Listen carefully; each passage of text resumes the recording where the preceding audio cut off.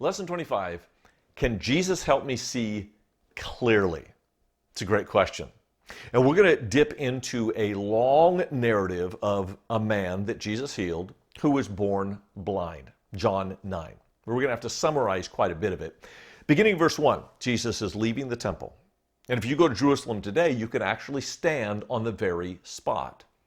The southern opening to the temple is now bricked up, but you can stand on the very stones where Jesus met this man. And as they're passing by, the disciples ask a question. Rabbi, who sinned, this man or his parents, that he was born blind? You mean you can sin in utero? The rabbis believed you could. And their proof text was Jacob, who latched on to Esau's heel as if to try to kill him. And so the disciples are getting caught up in this kind of theological debate. I've seen this over and over again.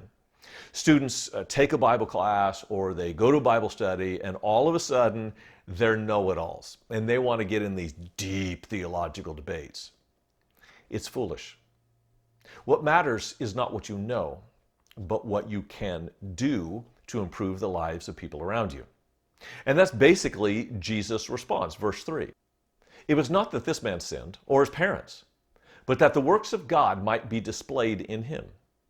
And perhaps you think that's cruel, that God would create someone blind so that later in his life he could be healed to God's glory. But that's not what Jesus is talking about. You see, we think Jesus is still on the why question. The disciples ask why. Why was he born blind? Whose fault was it? How do we attribute this sin? Jesus isn't asking why, he's asking who. Who can help this man now? And the answer, obviously, is Jesus. He spits on the ground, makes mud. The ancients believed that saliva could have healing properties from the healer. And he tells the man, I want you to go to Siloam. It's about a half mile away, down a steep hill. It's dangerous for a blind guy. I want you to go to Siloam and wash. The word Siloam means sent. So check this out. The man was sent to wash, to see. And in fact, that is my story as well, probably yours. And when he goes back home, verse 8, he sees his neighbors, and the neighbors just they recognize him, but he sees, so it can't be the same guy.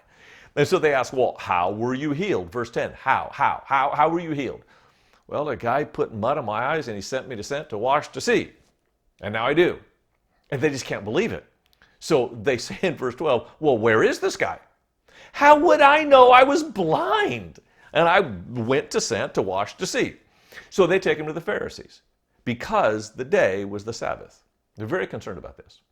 And they know that there is kind of a warrant out for Jesus' arrest.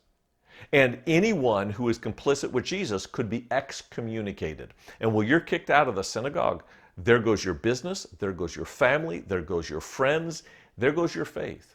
It was a super high cost. So they take the young man to the Pharisees and they begin to investigate him.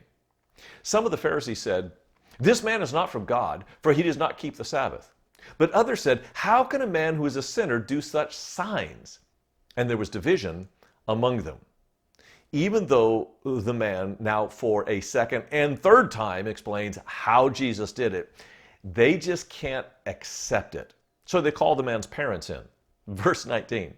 And they ask them the same question. How? How was your son, who was supposedly born? They go, no, he was born blind. He is our son. He was born blind. But how? We don't know.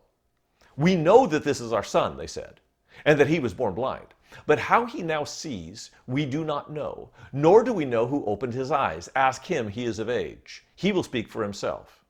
Now, you might think this is cruel, that they are disowning their son, basically. I don't know that's really what's happening. You see, if they get kicked out of the synagogue, like he's going to be out. They see the train going down that track.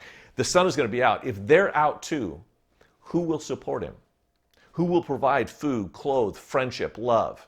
So I don't know they're being cruel as much as just playing the best cards they have. They bring the man back in again and interrogate him again. And they're asking about what he believes about Jesus. And he says, "Why, this is an amazing thing. You do not know where he comes from, and yet he opened my eyes. We know that God does not listen to sinners, but if anyone is a worshiper of God and does his will, God listens to him. Never since the world began has it been heard that anyone opened the eyes of a man born blind." And that was all it took. They kicked him out. Jesus finds him later. Of course, the man doesn't recognize Jesus because, well, he was blind. And Jesus said, "Do you believe in the Son of Man?" He answered, "And who is he, sir, that I may believe in him?" And Jesus said to him, "You have seen him, and it is he who is speaking to you." He said, "Lord, I believe." And he worshiped him. And Jesus said, "For judgment I came into the world, that those who do not see may see, and those who see may become blind." Just an observation. A lot of people who think they are well-informed, intelligent, sophisticated, look at Jesus and they negate him. Like that's religion, or that's faith, or Christianity, the Bible, and they just make accusations. Here's what I know. I was blind, but he sent me to wash, to see. And now I'm sent to tell others about him. It really is that simple. Who else can bring light into your life? And if he can do that, I don't care what the other theological questions are. I'm all in.